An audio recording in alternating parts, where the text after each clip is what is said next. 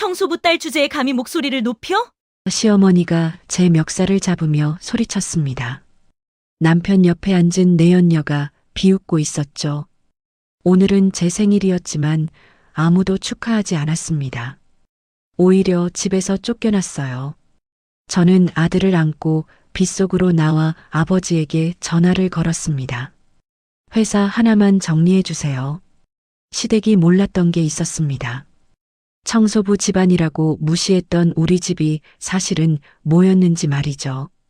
오늘 이야기 시작하기 전에 구독과 좋아요를 눌러주세요. 병동 근무를 마친 소정은 피곤한 몸을 이끌고 시댁 아파트로 향했습니다. 병원 복도를 걸으며 핸드폰을 확인했죠. 남편 민수에게서 급하게 오라는 연락이 와 있었습니다. 무슨 일인지 물어봤지만 답장은 없었어요. 택시를 타고 강북시댁으로 향했습니다. 차창 밖으로 빗방울이 떨어지기 시작했죠. 오늘은 소정의 38번째 생일이었습니다. 혹시 깜짝 파티라도 준비한 건가 싶었어요. 아파트 엘리베이터를 타고 13층에서 내렸습니다. 복도를 걸어 현관문 앞에 섰죠. 초인종을 누르려는데 문이 열려 있었습니다. 안에서 불빛이 환하게 새어나왔어요. 어머님, 저예요. 소정은 문을 열고 들어갔습니다. 현관에 낯선 구두가 놓여 있었죠. 붉은색 명품 구두였습니다. 분명 소정의 것이 아니었어요. 이상한 예감이 들었습니다. 거실로 들어서는 순간 소정의 발걸음이 멈춰섰습니다. 소파에는 남편 민수와 세련된 정장 차림의 낯선 여자가 나란히 앉아 있었거든요. 테이블 위에는 고급 와인병과 치즈, 과일 플레이트가 놓여 있었습니다. 여자는 다리를 우아하게 꼬고 앉아 와인잔을 들고 있었습니다. 민수는 옆에서 편안한 표정으로 웃고 있었죠. 소정을 보자 그 웃음이 멈췄습니다. 왔구나. 시어머니 오미자가 팔짱을 낀 채 소파 옆에 서 있었습니다. 목소리는 차갑기만 했죠. 소정은 가방을 천천히 내려놓으며 물었습니다. 어머님, 이분은 누구세요? 오미자는 턱으로 여자를 가리키며 말했습니다. 얘가 민수랑 앞으로 함께할 사람이야. 윤가영 씨라고. 소정의 머릿속이 새하얗게 변했습니다. 무슨 말씀이냐고 물으려는데 윤가영이 먼저 입을 열었죠. 안녕하세요, 소정 씨. 저는 송림건설 자재팀장 윤가영입니다.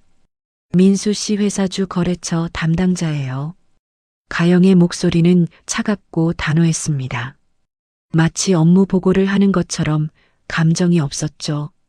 소정은 남편을 바라봤습니다. 민수야, 이게 무슨 일이야? 오늘 내 생일이잖아. 민수는 고개를 돌린 채 대답하지 않았습니다. 손가락으로 소파 팔걸이를 두드리고 있었죠. 오미자가 나섰습니다. 소정 씨, 이쯤에서 정리하는 게 서로한테 좋을 것 같아. 민수한테는 가영 씨 같은 사람이 필요하거든. 송림건설 임원 후보래. 우리 민수 경력에도 도움이 되고. 소정의 목소리가 떨렸습니다. 정리요? 저는 민수 씨 아내예요. 법적으로 결혼한 부부라고요. 지우도 있고요. 법적으로는 그렇겠지. 하지만 청소부 집안 주제에 우리 아들 발목만 잡았잖아. 병원에서 야간 근무나 하고 집안일도 제대로 못하면서. 오미자의 눈빛이 차갑게 식어갔습니다. 소정은 주먹을 불끈 쥐었죠. 제가 뭘 잘못했습니까? 저도 생활비 보태려고 일하는 거예요. 지우 키우는데 돈이 얼마나 드는데요? 잘못? 너네 아버지가 청소나 하는 집안이잖아. 우리 친척들 모임에 데려갈 수도 없어. 너무 창피해서. 오미자는 팔짱을 더 세게 꼈습니다. 민수는 대기업 부장이 될 사람이야. 가영 씨는 송림건설에서 잘 나가는 팀장이고 너랑은 급이 다르다는 거야. 이해해. 소정의 가슴이 답답했습니다. 숨을 쉬기가 힘들었죠. 오미자는 계속 말을 이어갔습니다. 그동안 우리 민수 뒷바라지도 제대로 못하면서 명절 때 보면 음식 솜씨도 엉망이고 청소는 또 어떻고 청소부 딸이면서 집 청소도 제대로 못해. 가영이 비웃듯 웃으며 끼어들었습니다. 소정 씨, 현실을 보세요. 위자료는 적당히 받고 깔끔하게 정리하시는 게 좋아요. 서로 시간 낭비하지 말고요. 지우는 저희가 키울 테니까 걱정 마세요. 소정의 눈이 커졌습니다. 지우를 뭐라고요? 제 아들이에요. 제가 낳아서 5살까지 키운 제 아들이라고요. 법적으론 강씨 집안 손자잖아요. 여기 두고 가세요. 당신이 키울 형편도 안 되잖아요. 가영은 다리를 꼬며 말했습니다. 마치 물건을 거래하듯 담담한 목소리였죠. 소정의 목소리가 높아졌습니다. 절대 안 돼요. 지우는 제가 키웁니다. 당신들이 무슨 권리로 제 아들을 빼앗으려고 해요? 바로 그 순간이었습니다. 오미자가 빠르게 다가오더니 소정의 옷깃을 거칠게 움켜잡았죠. 소정의 몸이 앞으로 확 당겨졌습니다. 와인잔이 테이블에서 쓰러질 뻔했어요. 청소부 딸 주제에 감히 목소리를 높여 내가 뭔데? 우리 집안이 어떤 집안인지 알아? 오미자는 소정의 멱살을 잡은 채 흔들었습니다. 소정의 목이 뒤로 젖혀졌다가 앞으로 숙여졌죠.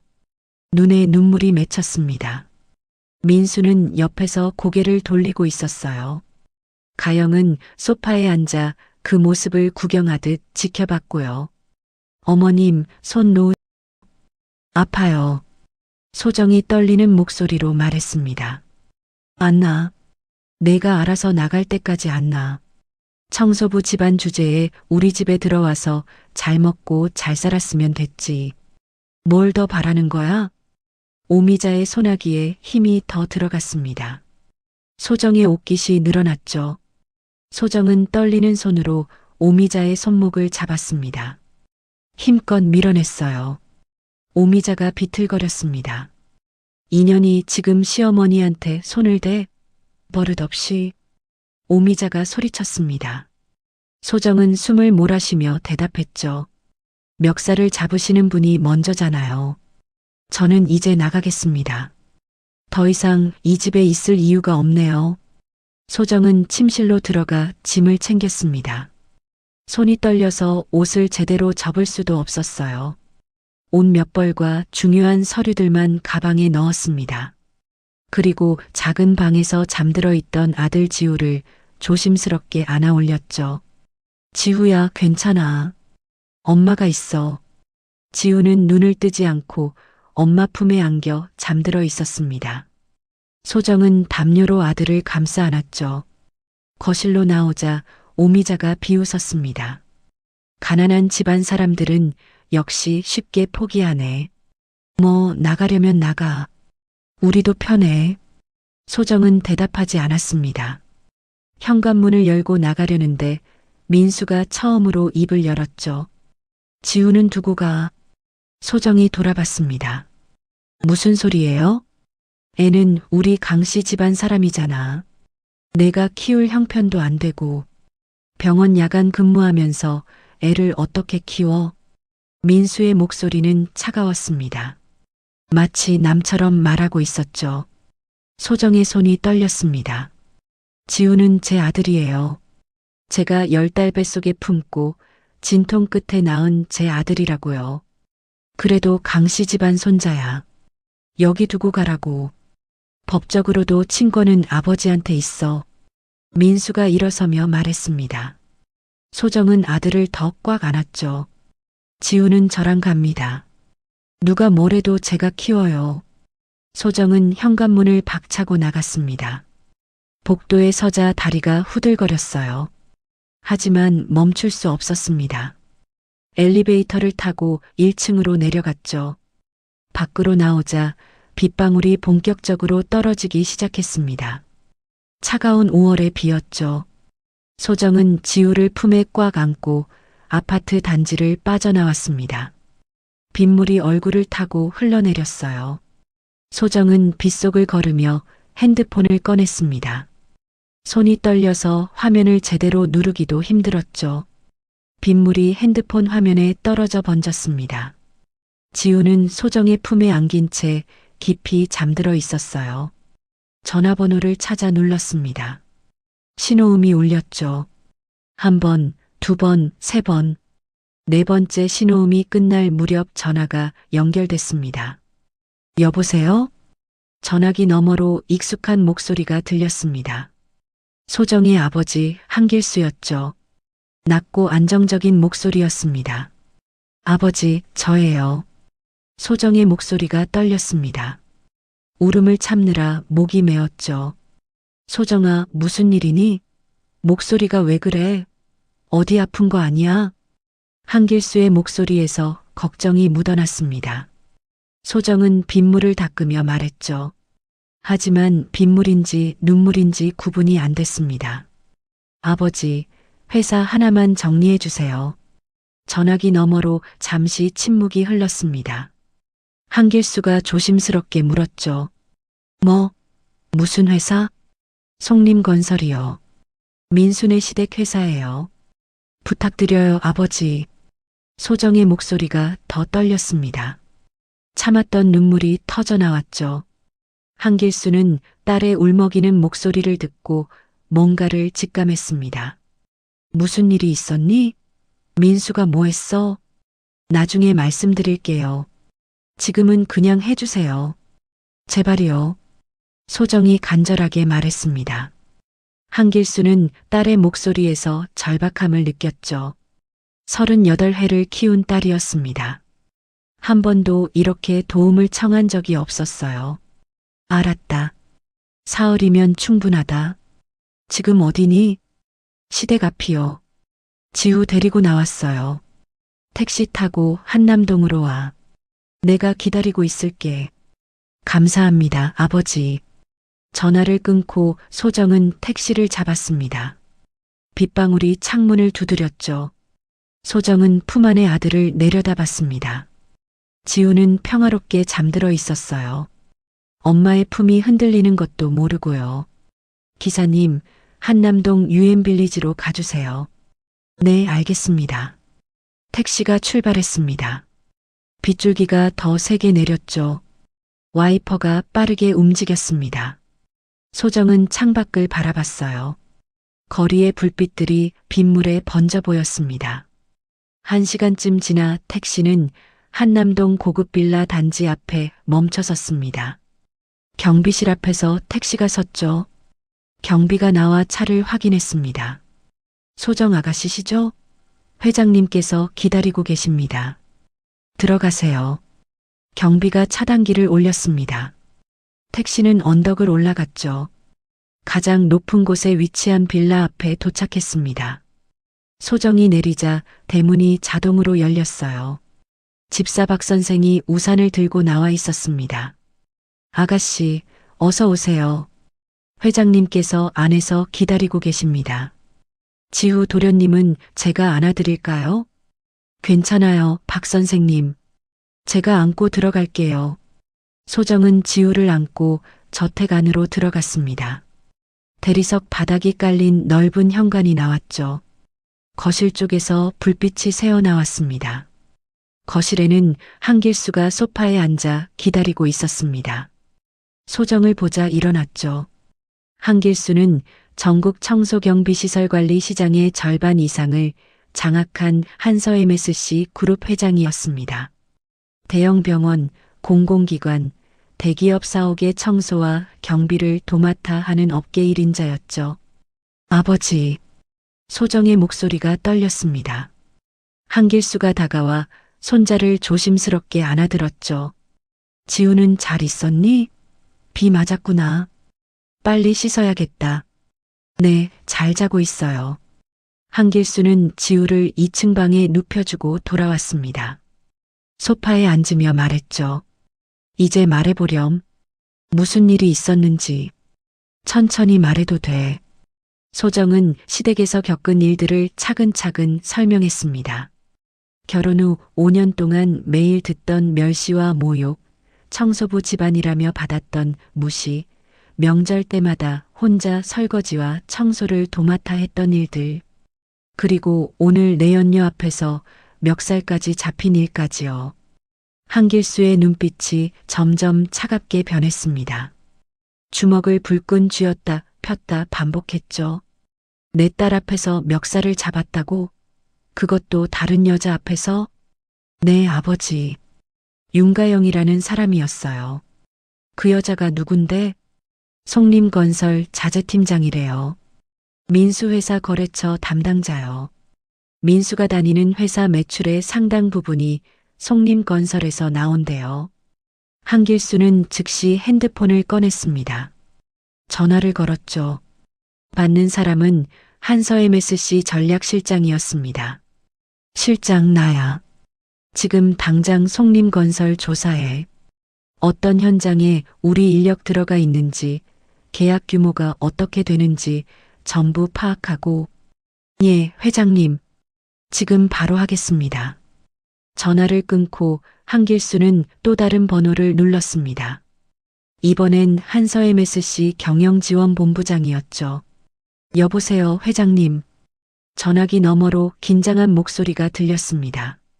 한길수가 차분하지만 단호하게 말했죠. 송림건설 아시죠? 네, 저희가 청소 용역 맡고 있는 중견 건설사입니다. 현재 진행 중인 아파트 현장이 3곳, 오피스 빌딩이 2곳 있습니다. 내일부터 전부 끊으세요. 계약 해지 통보하고요. 예, 그게 무슨 이유라도 있습니까? 묻지 마세요. 그냥 하세요. 그리고 다른 건설사 대표들한테도 연락 돌리고요. 송림건설은 이제 우리 협력사 리스트에서 뺀다고요. 알겠습니다, 회장님. 내일 아침 첫 업무로 처리하겠습니다. 전화를 끊고 한길수는 3번째 전화를 걸었습니다. 이번엔 부산지사장이었죠. 회장님, 무슨 일이십니까? 송림건설 부산 현장 있죠? 네, 해운대 쪽 아파트 현장 하나 있습니다. 당장 철수 준비하세요. 계약 위반이라고 하면 위약금은 우리가 물겠습니다. 알겠습니다, 회장님. 전화를 끊고 한길수가 말했습니다. 이제 시작이다. 소정이 조심스럽게 물었죠. 아버지, 너무 심한 거 아니에요? 송림건설 직원들도 많잖아요. 심해? 내 딸 멱살을 잡은 사람들한테? 소정아, 내가 참을 만큼 참았어. 이제는 내가 나설 때야. 한길수의 목소리에는 분노가 섞여 있었습니다. 하지만 차분했죠. 오히려 그게 더 무서웠습니다. 하지만 송림건설은 큰 회사예요. 직원들도 100명이 넘는다고 들었어요. 걱정 마. 잘못한 사람만 대가를 치를 거야. 직원들은 다른 곳으로 갈 수 있어. 한길수는 서재로 들어가 또 다른 전화를 걸었습니다. 한서 MSC 인사팀장이었죠. 팀장, 송림건설 협력업체 리스트 확보하세요. 각 업체 담당자들한테 조심스럽게 연락 돌리고요. 한서 MSC가 송림건설 계약 중단했다는 소식 흘리세요. 공식 발표는 아니고 그냥 소문으로요. 알겠습니다, 회장님. 내일부터 진행하겠습니다. 한길수는 창밖을 바라봤습니다. 밤하늘에 빗줄기가 내리고 있었죠. 서울 야경이 비에 젖어번져 보였습니다. 조용하지만 단호한 목소리로 혼잣말을 했어요. 이 집은 우리 딸을 사람 취급하지 않았어. 대가를 치러야지. 소정은 거실 소파에 앉아 아버지를 기다렸습니다. 박 선생이 따뜻한 차를 가져다 줬죠. 아가씨, 옷 갈아입으세요. 감기 걸리겠어요. 고맙습니다, 박 선생님. 소정은 2층으로 올라가 옷을 갈아입었습니다. 지우가 잠든 방을 들여다봤죠. 아들은 편안하게 자고 있었습니다. 소정은 이불을 덮어주고 방을 나왔어요. 한길수가 서재에서 나왔습니다. 소파에 앉으며 말했죠. 소정아, 이제 숨지 마. 내가 누구인지 보여줄 때야. 아버지, 저는 그냥 조용히 살고 싶어요. 조용히 살려고 5년을 참았잖아. 그래서 어떻게 됐어? 멱살까지 잡혔잖아. 한길수의 목소리가 높아졌습니다. 이제는 당당하게 살아. 내가 한서 MSC 회장의 딸이라는 걸 보여줘. 아무도 널 함부로 대하지 못하게. 소정은 고개를 끄덕였습니다. 이제 더 이상 숨을 수 없다는 걸 알았죠. 다음 날 아침 송림건설 사무실에서 비상이 걸렸습니다. 사장 송대철이 출근하자마자 비서가 급하게 달려왔죠. 얼굴이 창백했습니다. 사장님, 큰일 났습니다. 한서 MSC에서 계약 해지 통보가 왔습니다. 송대철의 얼굴이 굳었습니다. 커피잔을 책상에 내려놓았죠.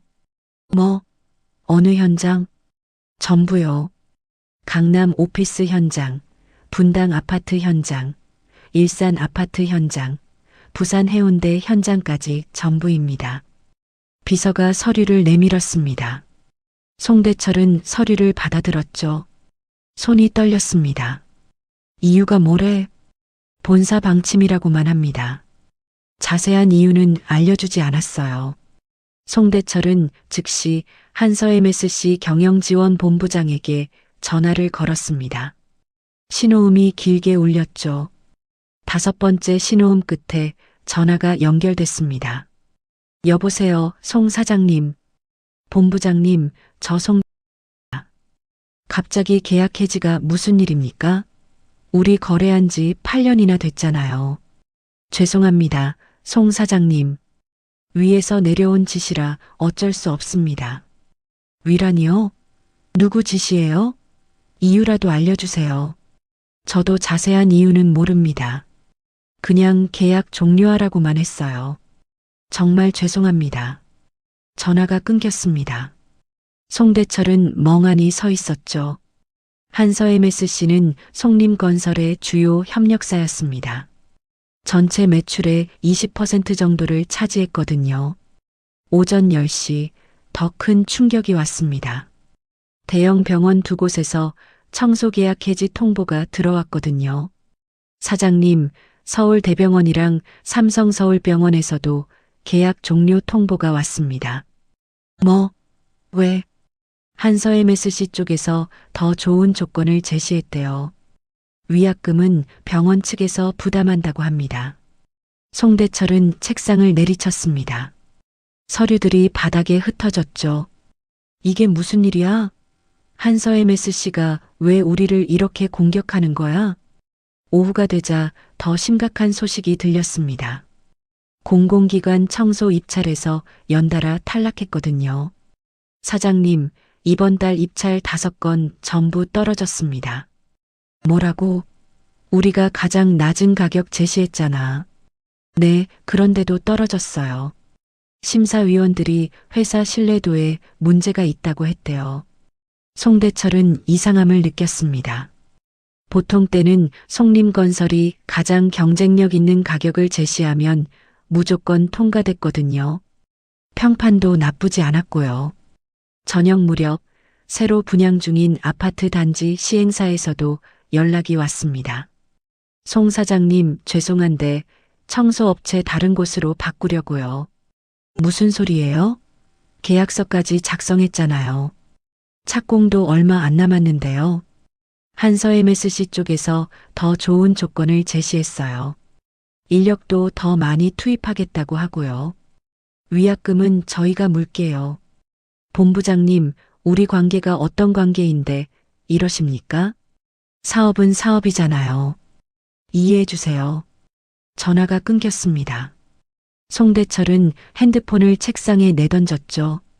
화면이 깨졌습니다. 비서가 조심스럽게 들어왔어요. 사장님, 한서 MSC가 업계에 소문을 퍼뜨리고 있다는 말이 있습니다. 무슨 소문? 한서 MSC가 송림건설을 협력사 리스트에서 뺐다는 소문이요. 그래서 다른 업체들도 우리를 꺼린다고 합니다. 송대철은 의자에 주저앉았습니다. 한서 MSC라는 이름이 계속 들렸죠. 그는 비서를 불렀습니다. 한서 MSC 회장이 누구야? 한길수라는 사람입니다. 업계에서 신의 손이라고 불리죠. 그 사람 손만 거치면 어떤 회사든 망한다는 소문도 있어요. 한길수? 송대철의 얼굴이 하얗게 질렸습니다. 한길수라는 이름이 낯익었거든요. 며느리 소정의 아버지 이름이었죠. 한길수 회장 사진 좀 찾아봐. 빨리. 비서가 검색해서 태블릿을 보여줬습니다. 송대철은 화면을 보고 얼어붙었죠. 상견례 때 허름한 작업복을 입고 왔던 그 남자였습니다. 지하철을 타고 왔다던 그 남자. 이럴 수가. 송대철은 주저앉았습니다. 그때 아내 오미자에게 전화가 왔죠. 급히 받았습니다. 여보, 큰일 났어. 무슨 일인데 그래? 목소리가 왜 그래? 한서 MSC가 우리 계약 전부 끊고 있어. 한길수 회장이 소정이 아버지야. 전화기 너머로 오미자의 비명이 들렸습니다. 뭐라고? 청소부 아니었어? 작업복 입고 왔잖아. 청소부가 아니라 청소회사 회장이었어. 그것도 업계 최대 그룹. 전국 청소경비 시장 절반 이상을 쥐고 있다고. 그럼 우리 회사는 어떻게 되는 거야? 망하는 거야? 오미자의 목소리가 떨렸습니다. 송대철은 대답하지 못했죠. 모르겠어. 어떻게 될지 모르겠어. 당신이 소정이한테 뭘 했길래 이렇게 되는 거야? 나는 그냥 이혼하라고 했을 뿐이야. 그뿐이야? 진짜? 침묵이 흘렀습니다. 송대철이 다그쳤죠. 말해봐. 뭐 했어? 옷깃 좀 잡았어. 청소부 집안 주제에 목소리를 높이길래. 옷깃을 잡았다고? 멱살을 잡았단 소리잖아. 그게 그렇게 큰일이야?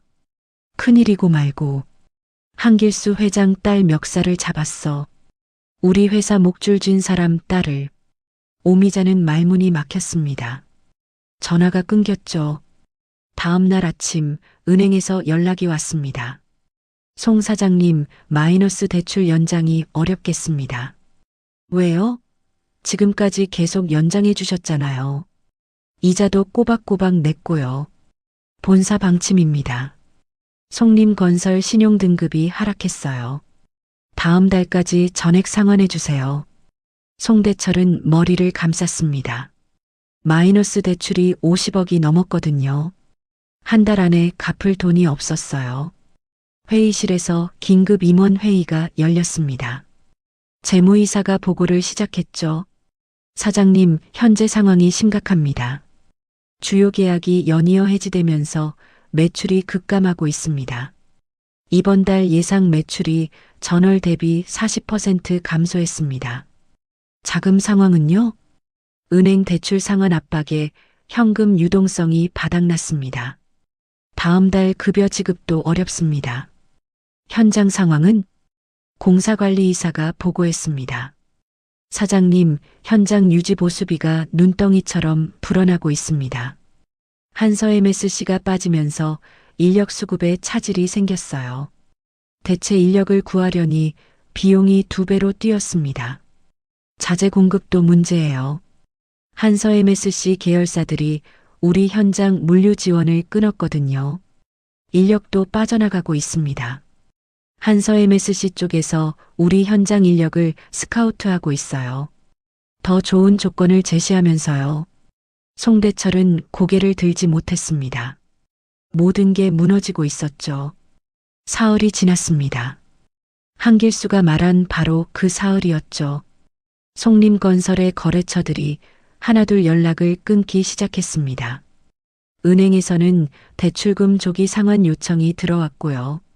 소정에게는 법률사무소에서 서류가 도착했습니다. 이혼소송 통지서였죠. 소정이 먼저 소송을 제기한 것입니다. 법무법인 정도에 의뢰했어요. 대한민국 최고의 로펌이었죠. 민수도 그 서류를 받았습니다. 급히 어머니에게 달려갔죠. 어머니, 소정이가 이혼 소송 걸었어요. 그것도 법무법인 정도로요. 그래, 잘 됐네. 어차피 헤어질 거였잖아. 그런데 법무법인 정도라고? 소정이가 무슨 돈으로? 오미자는 의아해했습니다. 법무법인 정도는 대기업이나 재벌들이 쓰는 로펌이었거든요. 일반인이 쓰기에는 비용이 너무 컸어요. 저도 모르겠어요. 이상해요. 하지만 회사도 위기인데 이혼 소송까지. 어떡하니? 오미자는 아들을 노려봤습니다. 그러게 왜 소정이를 쫓아냈냐고. 조용히 이혼하면 될걸. 어머니가 쫓아내라고 하셨잖아요. 가영이랑 결혼하라고 하시면서. 뭐? 오미자는 할 말이 없었습니다. 며칠 뒤 이혼 조정 기일이 잡혔죠. 하지만 소정 측에서 조정을 거부하고 정식 재판을 신청했습니다. 민수는 변호사를 선임했습니다. 하지만 비용 때문에 큰 로펌은 못 쓰고 동네 변호사를 선임했죠. 민수 씨 상대편 변호인이 누군지 아세요? 법무법인 정도라고 들었어요. 그렇습니다. 상대가 만만치 않네요. 어떻게 대응할지 잘 준비해야겠습니다. 재판 당일 법원 앞에서 민수와 오미자, 송대철이 기다리고 있었습니다. 초라한 모습이었죠. 송대철은 낡은 정장을 입고 왔고 오미자는 백화점 할인 코너에서 산 옷을 입고 있었습니다. 오전 9시 30분 검은색 제네시스 2대가 법원 주차장에 들어섰습니다. 차에서 정장을 입은 남자들이 내렸죠. 법무법인 정도의 변호사들이었습니다.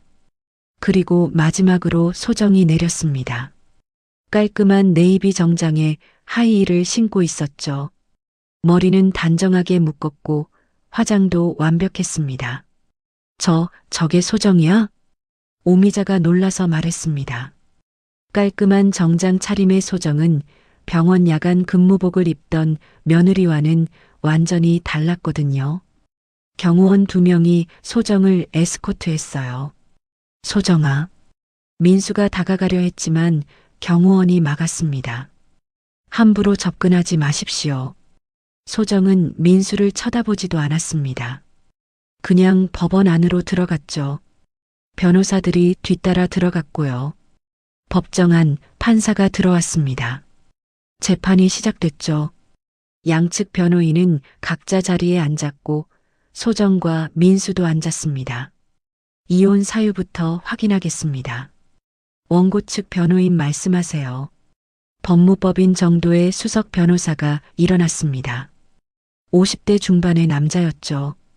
피고 강민수 씨의 부정행위가 이혼 사유입니다.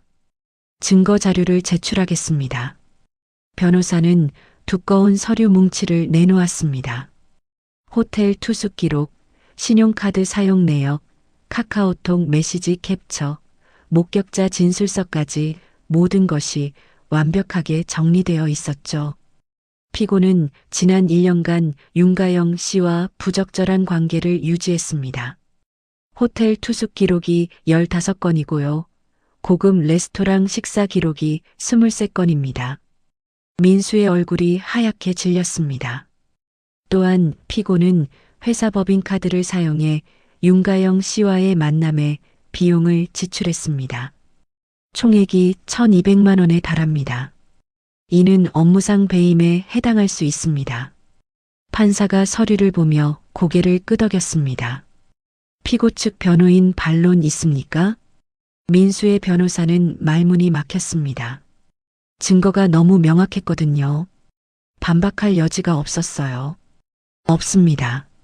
그렇다면 이혼은 인정됩니다. 다음은 친권 문제입니다. 판사가 서류를 넘겼습니다. 원고는 친권과 양육권을 모두 요구합니다. 피고는 민수가 일어나 말했습니다. 저는 친권을 포기하겠습니다. 방청석에서 웅성거림이 들렸습니다. 오미자가 아들을 노려봤죠. 하지만 민수는 고개를 들지 못했습니다. 양육비는요? 양육비도 지급하지 않겠습니다. 경제적 여유가 없습니다. 판사가 안경을 고쳤으며 물었습니다. 피고는 송림건설 직원으로 알고 있는데요. 부장급이라고 되어 있네요. 회사가 구조조정 중입니다. 제 자리도 불안한 상황입니다. 실제로 다음 달 명예퇴직 대상자입니다. 판사는 서류를 확인했습니다. 확인됩니다. 송림건설이 법정관리 신청을 준비 중이군요. 그렇다면 원고 측 의견은? 법무법인 정도의 변호사가 일어났습니다. 저희 의뢰인은 양육비를 요구하지 않습니다. 위자료도 청구하지 않습니다. 의뢰인이 경제적으로 충분한 능력이 있기 때문입니다. 변호사는 또 다른 서류를 제출했습니다. 소정의 재산 목록이었죠. 판사가 서류를 보더니 눈이 커졌습니다. 이게 원고의 재산입니까? 네, 맞습니다. 한남동 부동산 시가 300억 원, 주식 보유액 200억 원, 예금 50억 원입니다. 그리고 한서 MSC 그룹 지분 15%를 보유하고 있습니다. 방청석에서 술렁거림이 일었습니다. 민수는 눈을 크게 떴죠. 오미자와 송대철도 놀란 표정이었습니다. 판사는 서류를 덮으며 말했습니다. 알겠습니다. 그렇다면 친권과 양육권은 원고에게, 양육비와 위자료는 청구하지 않는 것으로 정리하겠습니다. 피고에게 유리한 조건이네요. 네, 의뢰인이 그렇게 원합니다. 깔끔하게 정리하고 싶다고 하셨습니다. 재판은 40분 만에 끝났습니다. 판사가 마지막으로 물었죠. 양측 모두 이해 없습니까? 없습니다. 소정과 민수가 동시에 대답했습니다.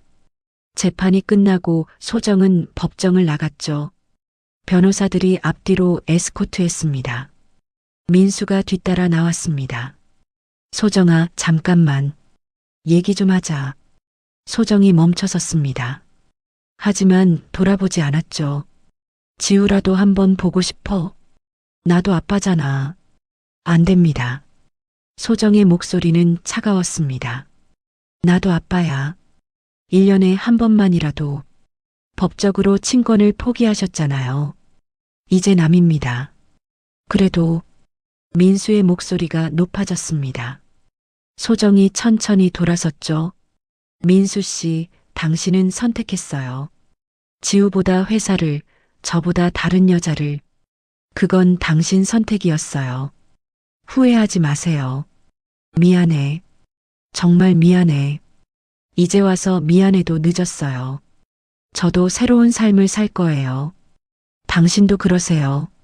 소정은 다시 돌아서서 걸어갔습니다. 민수는 그 뒤를 바라만 봤죠. 손을 뻗었지만 닿지 않았습니다. 오미자와 송대철도 복도로 나왔습니다. 저 여자 뭔가 이상해. 오미자가 말했습니다. 뭐가? 경호원들, 고급차 변호사들, 재산도 어마어마하고 저런 게 어디서 났겠어? 오미자는 불안했습니다. 뭔가 놓친 것 같았거든요. 주차장으로 향하는데 소정 옆에 한 남자가 나타났습니다. 한길수였습니다. 네이비 수트를 입고 있었죠. 경호원들이 뒤따랐습니다. 수고했어, 소정아. 재판 잘 끝났지? 네, 감사합니다, 아버지. 덕분에 깔끔하게 정리됐어요. 그래, 이제 앞만 보자. 오미자가 그 모습을 봤습니다. 두 사람의 대화를 듣고 얼굴이 하얗게 질렸죠. 여보, 저 남자 어디서 본 것 같은데. 누구? 그때 한길수와 소정이 차에 탔습니다. 제네시스가 출발했죠. 오미자는 그 뒷모습을 멍하니 바라봤습니다. 상견례 때 봤던 사람이야. 작업복 입고 왔던 그 남자. 설마 그 사람이 한길수 회장? 송대철이 놀라서 물었습니다. 오미자는 고개를 끄덕였죠. 그날 저녁 오미자는 집에 돌아오자마자 인터넷을 검색했습니다. 손이 떨렸죠. 검색창에 한서 MSC 한길수 회장이라고 쳤습니다. 기사들이 쏟아져 나왔습니다. 사진도 여러 장 나왔죠. 오미자는 핸드폰을 떨어뜨렸습니다. 사진 속 남자는 분명 상견례 때 봤던 그 사람이었습니다. 여보, 여보. 오미자가 비명을 질렀습니다. 송대철이 달려왔죠. 왜 그래? 무슨 일이야? 소정이 아버지. 소정이 아버지가 한길수 회장이야. 한서 MSC 회장. 오미자는 떨리는 손으로 핸드폰을 보여줬습니다. 송대철도 사진을 보고 얼어붙었죠. 소파에 주저앉았습니다. 말도 안 돼. 청소부라고 했잖아. 청소부가 아니라 청소회사 회장이었어. 상견례 때 봤잖아. 이 사람이야. 오미자가 핸드폰을 흔들었습니다. 송대철은 주먹으로 이마를 쳤죠. 우리가 한서 MSC 회장 딸을 쫓아냈어. 그것도 멱살까지 잡고 모든 퍼즐이 맞춰졌습니다. 한서 MSC의 갑작스러운 계약 중단, 다른 업체들의 외면, 은행의 압박, 입찰 탈락. 모두 한길수의 지시였던 것입니다. 어떻게? 오미자는 패닉 상태였습니다. 송대철도 대답하지 못했죠. 민수도 그 얘기를 들었습니다. 불가능해요. 소정이가 재벌 딸일 리 없어요. 병원 야간 근무까지 했는데. 하지만 사실이야. 증거가 다 여기 있잖아. 재판에서 재산 목록도 나왔고. 오미자가 핸드폰을 내밀었습니다. 민수는 화면을 보고 말문이 막혔죠. 한남동 부동산 300억? 주식 200억? 그래. 그리고 한서 MSC 지분 15%. 소정이는 재벌 상속녀였어. 민수는 소파에 주저앉았습니다. 모든 증거가 그것을 가리키고 있었죠. 그럼 왜 병원에서 야간 근무를 했어요? 돈이 그렇게 많은데. 아마 우리를 시험했겠지. 진짜로 사랑하는지, 돈 때문에 만나는 건 아닌지. 송대철이 말했습니다. 그런데 우리는 청소부 집안이라고 무시했어. 매번 멸시하고 명절 때마다 혼자 일 시키고. 그날 밤 송림건설 식구들은 잠을 이룰 수 없었습니다. 자신들이 무엇을 했는지, 누구를 함부로 대했는지 이제야 깨달았죠. 하지만 이미 늦었습니다. 며칠 뒤 송림건설의 결정타가 떨어졌습니다. 주요 현장의 청소경비 계약이 전부 해지됐거든요. 자재 공급도 차질이 생겼고요. 송대철은 임원회의를 열었습니다. 현재 상황을 보고하세요. 재무이사가 서류를 펼쳤습니다. 사장님, 주요 거래처 12곳이 계약을 해지했습니다. 신규 입찰도 석 달째 전부 탈락했고요. 이번 분기 예상 손실이 150억 원입니다. 자금 상황은요? 은행 대출 상환 압박에 현금 유동성이 완전히 바닥났습니다. 다음 달 급여 지급이 불가능합니다. 협력사 대금도 3개월째 밀렸고요. 송대철은 책상을 내리쳤습니다. 구조조정 시작하세요. 인원 50% 감축합니다. 임원들도 30% 연봉 삭감하고요. 사장님, 그래도 그건 너무. 지금 회사가 망하려고 하는데 다른 방법이 있어요? 살아남으려면 뼈를 깎아야 해요. 임원들은 고개를 숙였습니다. 송림건설은 급속도로 무너지고 있었죠. 집에서도 상황은 나빠졌습니다. 오미자의 카드가 전부 막혔거든요. 여보, 카드가 하나도 안 돼. 전부 한도 초과래. 당연하지. 회사에서 월급도 못 받는데 카드가 될 리 있어? 그럼 어떻게 해? 이번 달 모임비도 못 낼 판인데. 아파트 관리비도 밀렸고. 지금 그게 중요해? 회사가 망하려고 하는데. 송대철과 오미자는 매일 싸웠습니다. 민수도 불안했죠. 회사가 망하면 자신도 직장을 잃는 것이니까요. 윤가영에게 연락했지만 받지 않았습니다. 가영 씨, 저 민수예요. 연락 좀 주세요. 할 얘기가 있어요. 문자를 보내도 답이 없었습니다. 카카오톡도 읽지 않았죠. 결국 송림건설 앞에서 기다렸습니다.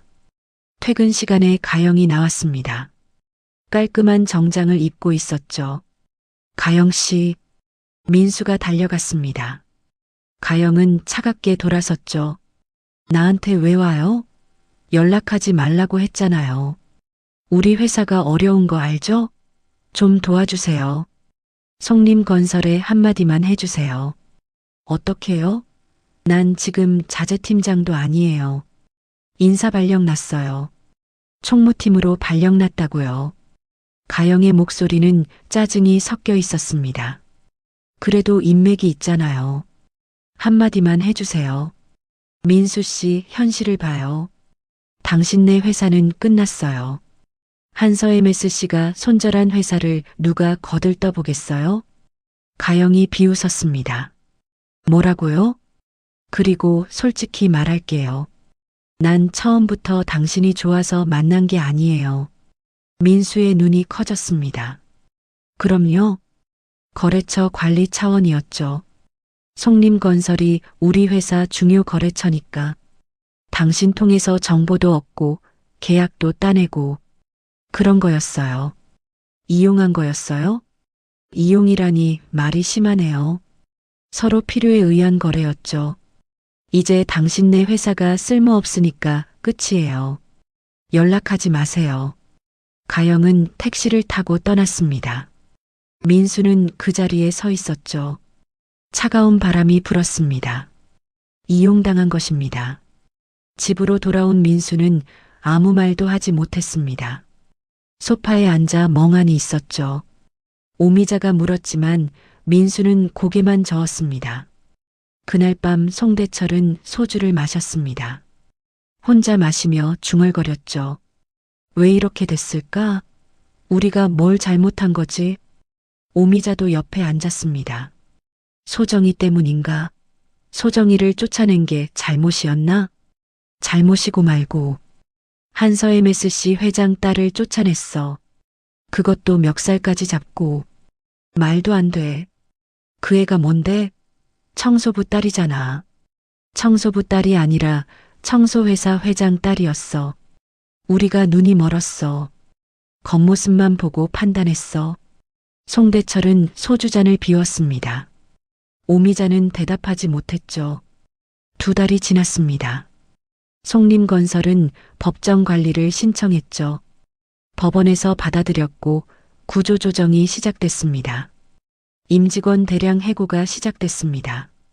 민수도 명예퇴직 대상자 명단에 올랐죠.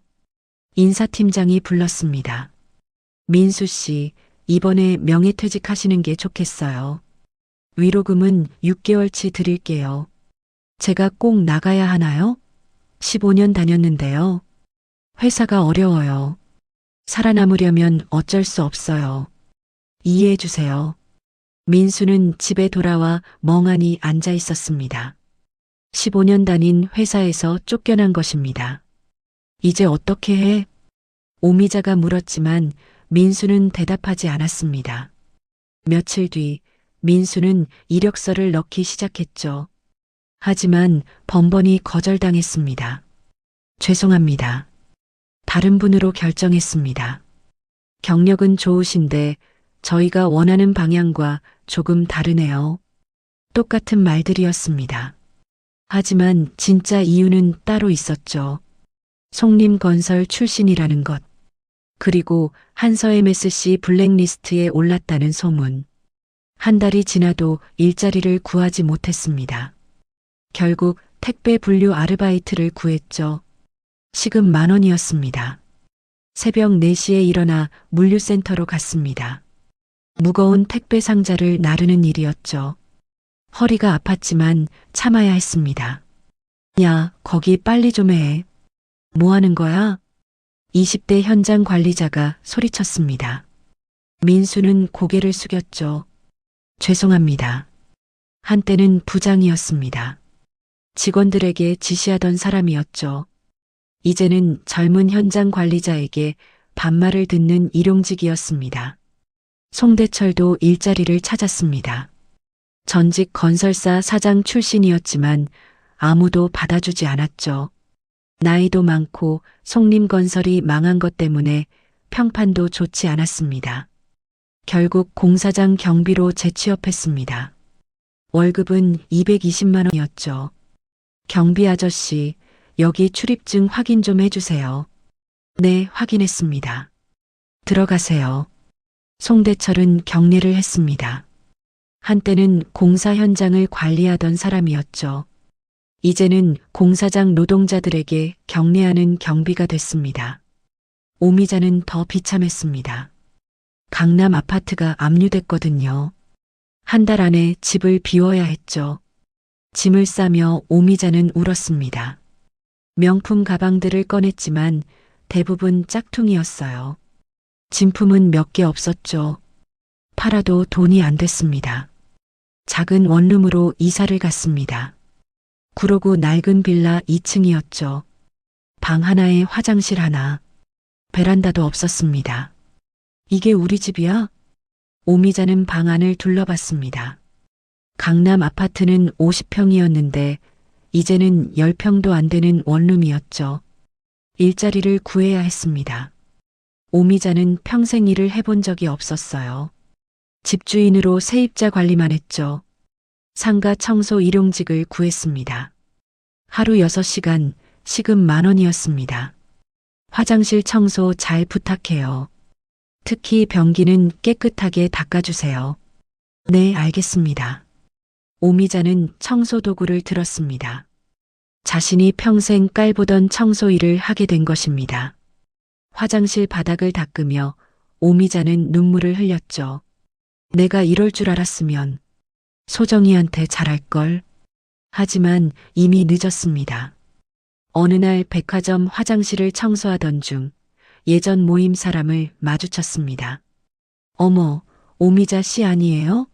여기서 뭐 하세요? 예전 친구였습니다. 오미자는 고개를 숙였죠. 이래요. 아, 그러시구나. 송림건설 망했다는 소문 들었어요. 힘드시겠어요. 오미자는 대답할 수 없었습니다. 그 여자는 동정 어린 눈빛으로 바라보다 갔죠.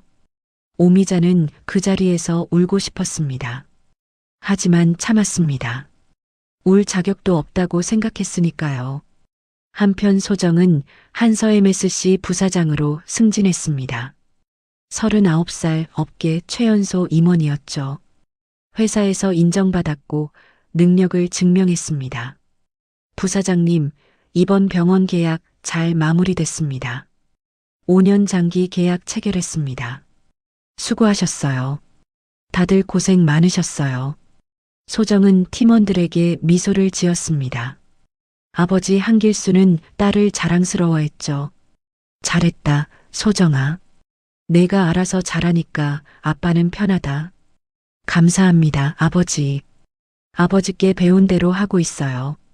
저녁 무렵 소정은 지우와 함께 한강변을 걸었습니다. 아들의 손을 잡고 천천히 산책했죠. 엄마, 나 오늘 미술대회에서 상 받았어. 정말? 무슨 상? 금상이요. 선생님이 정말 잘 그렸대요. 소정은 아들을 안아 올렸습니다. 우리 지후 정말 잘했구나. 엄마가 자랑스러워. 엄마도 회사에서 상 받았어요? 응, 엄마도 오늘 좋은 일 있었어. 지우가 웃었습니다. 소정은 아들을 내려놓고 다시 손을 잡았죠. 석양이 한강을 물들이고 있었습니다. 서너 달이 더 지났습니다. 계절이 바뀌어 가을이 왔죠. 어느 주말 소정은 지우와 함께 쇼핑몰에 갔습니다. 지우야, 뭐 사고 싶은 거 있어? 로봇 장난감이요. 친구가 가지고 있는 거요. 그래, 그거 사러 가자. 소정은 아들의 손을 잡고 장난감 매장으로 갔습니다. 로봇을 고르고 계산을 마쳤죠. 화장실에 들르려고 하는데 낯익은 모습이 보였습니다. 청소복을 입은 여자가 화장실 앞에 서 있었습니다. 오미자였죠. 1년 만에 보는 얼굴이었습니다. 주름이 깊어졌고 머리카락도 희끗희끗했습니다. 청소복은 낡고 구겨져 있었죠. 예전의 화려함은 어디에도 없었습니다. 소정은 잠시 멈춰섰습니다. 오미자도 소정을 봤죠. 얼굴이 하얗게 질렸습니다. 소정아. 오미자가 떨리는 목소리로 불렀습니다. 손에 들고 있던 걸레를 바닥에 떨어뜨렸죠. 소정은 무표정하게 서 있었습니다. 지우가 엄마 손을 잡았어요. 엄마, 저 아줌마 누구예요? 아무도 아니야. 소정의 목소리는 차가웠습니다. 오미자가 다가왔죠. 소정아, 우리 그때 정말 잘못했어. 미안해. 정말 미안해. 저희 회사 직원에게 함부로 대하지 마세요. 소정은 한 걸음 물러섰습니다. 회사 직원? 네. 이 쇼핑몰 청소는 한서 MSC가 맡고 있어요. 여기 계신 분들은 모두 저희 회사 직원이고요. 저는 그냥 고객일 뿐이에요. 오미자의 눈에 눈물이 맺혔습니다. 소정아, 제발 한 번만 봐줘. 내 아버지한테 말 좀 해줘. 우리 회사 좀 살려달라고. 민수도 일자리 없고 우리도 다 망했어. 이미 끝난 일이에요. 소정아, 우리 그때 정말 미안했어. 내가 멱살까지 잡았지. 용서해줘.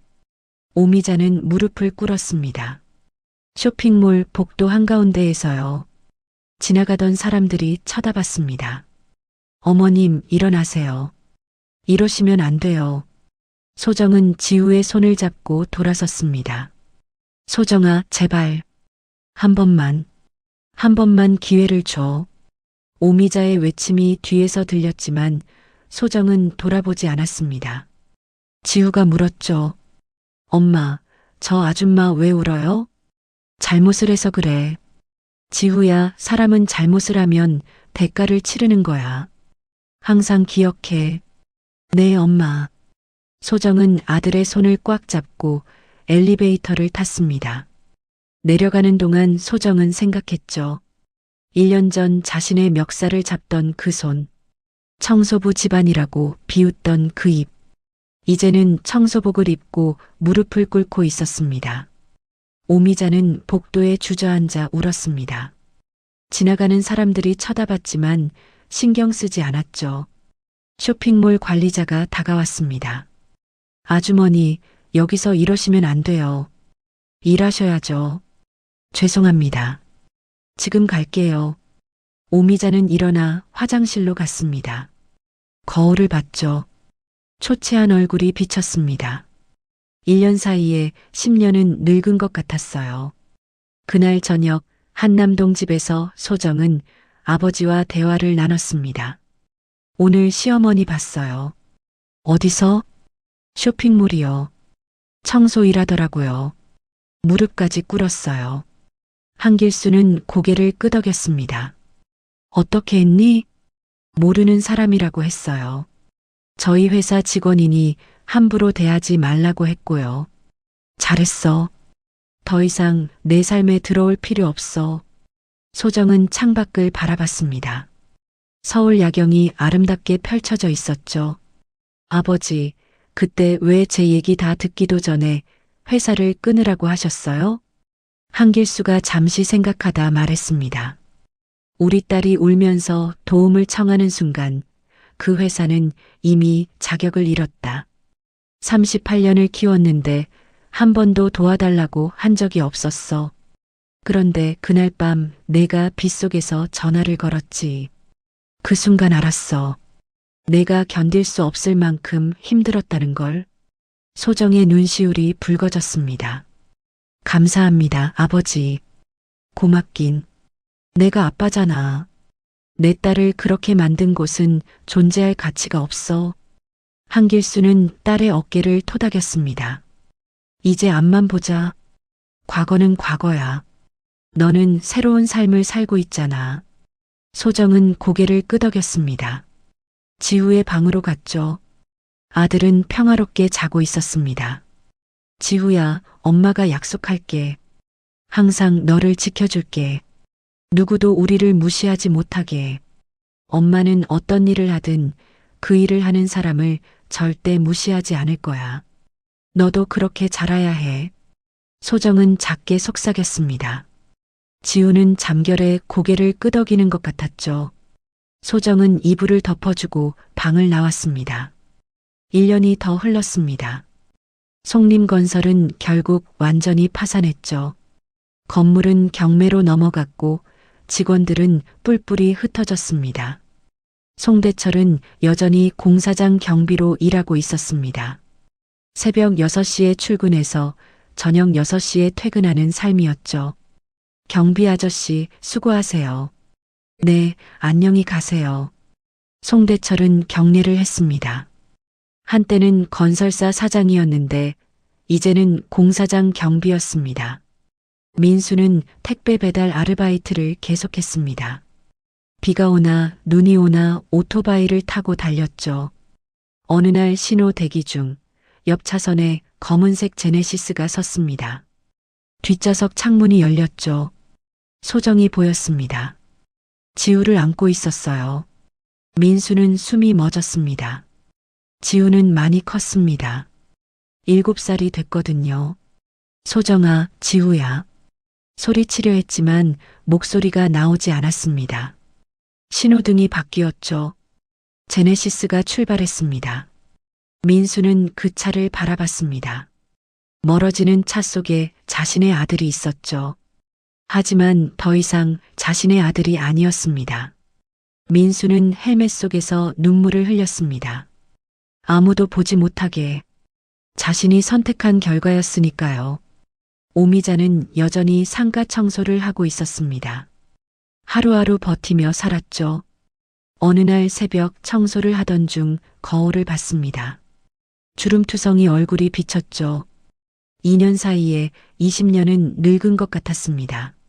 내가 이럴 줄 알았으면 소정이한테 잘할걸, 멱살을 잡지 말걸. 하지만 이미 늦었습니다. 후회해도 돌아갈 수 없었죠. 한편 소정은 한서 MSC 부사장으로 회사를 이끌고 있었습니다. 주요 병원과 대형 건물 계약을 성공시키며 업계에서 인정받았죠. 저녁 무렵 소정은 서재에 앉아 생각에 잠겼습니다. 2년 전 그날 밤이 떠올랐죠. 빗속에서 아버지에게 전화를 걸었던 순간 한 통의 전화였어. 소정은 혼잣말을 했습니다. 그 전화 한 통이 모든 것을 바꿔놓았죠. 복수였을까요? 소정은 고개를 저었습니다. 복수가 아니었죠. 그저 잘못한 대가를 치른 것뿐이었습니다. 사람을 겉모습만 보고 판단하고 청소부 집안이라며 멸시하고 내연녀 앞에서 멱살까지 잡은 대가. 소정은 창밖을 바라봤습니다. 서울의 야경이 아름답게 펼쳐져 있었죠. 저 어딘가에서 시댁 식구들도 밤을 보내고 있겠죠. 하지만 소정은 더 이상 신경 쓰지 않았습니다. 남의 일이었으니까요. 지우의 방으로 갔습니다. 7살이 된 아들은 평화롭게 자고 있었죠. 지우야, 엄마는 너한테 가르쳐 줄 게 있어. 사람은 절대 겉모습만 보고 판단하면 안 돼. 그 사람이 무슨 일을 하든 그 일을 하는 사람을 존중해야 해. 알았지? 소정은 이불을 덮어주며 작게 속삭였습니다. 지우는 잠결에 고개를 끄덕이는 것 같았죠. 소정은 거실로 돌아와 소파에 앉았습니다. 핸드폰을 꺼내 사진첩을 열었죠. 지우와 찍은 사진들이 가득했습니다. 한 장의 사진이 눈에 들어왔습니다. 2년 전 빗속에서 택시를 타던 날 아버지가 보내준 사진이었죠. 소정은 사진을 보며 생각했습니다. 그날 전화를 걸길 잘했어. 더 이상 참지 않기로 한 그 선택이 내 인생을 바꿨어. 핸드폰을 내려놓고 소정은 일어났습니다. 창가로 걸어가 서울의 야경을 바라봤죠. 수많은 불빛들이 반짝이고 있었습니다. 이제 시작이야. 과거는 과거로 남겨두고 앞으로만 나아가자. 소정은 작게 말했습니다. 그리고 천천히 침실로 향했죠. 청소부 집안이라고 멱살까지 잡히던 그날. 빗속에서 걸었던 그 한 통의 전화. 그것은 복수가 아니었습니다. 그저 잘못된 것을 바로잡는 전화였죠. 그리고 그 전화가 소정의 인생을 되찾아 준 것입니다. 당당하게, 떳떳하게 새로운 삶을 살아갈 수 있게